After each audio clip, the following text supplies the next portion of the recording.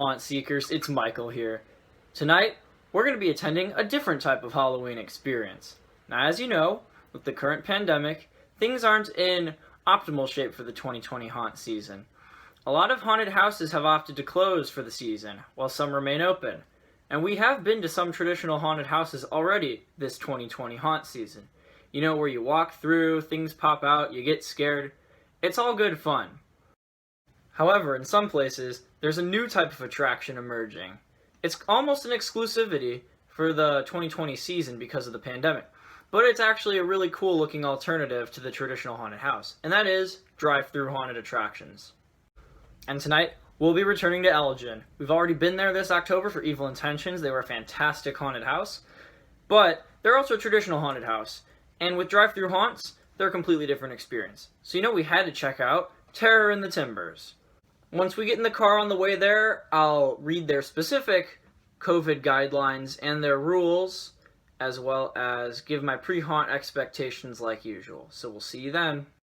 Now that we're in the car, I'm going to go over the requirements just like I did for 13th floor when we went there back in September.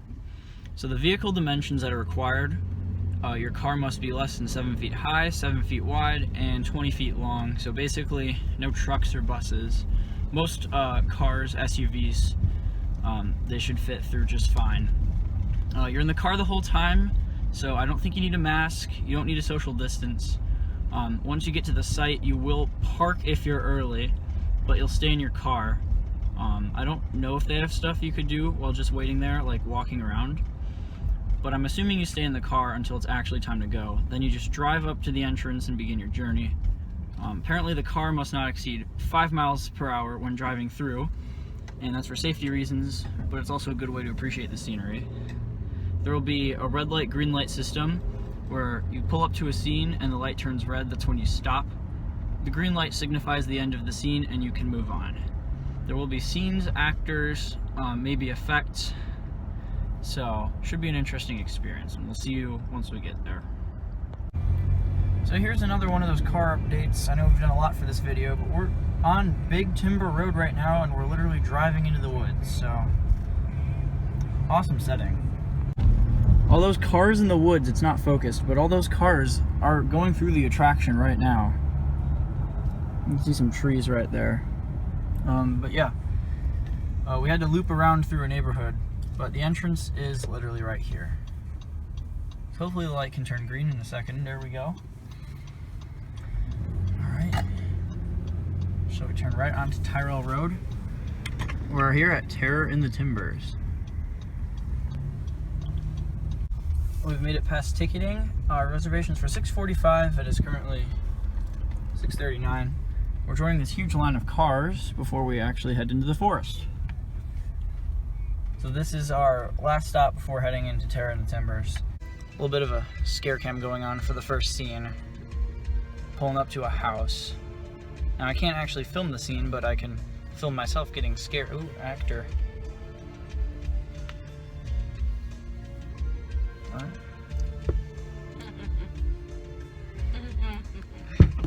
Oh. They can touch your car. That's cool. Oh, wow. Oh. Alright, we're about halfway through the attraction. It's really cool so far. They've got these mini, like, rooms that your car goes into, and they do some show scenes and some scares in there. We're about to head into one of those now, and I'm just gonna do this little reverse scare cam when it's our turn to go through. So there's a car going through right now.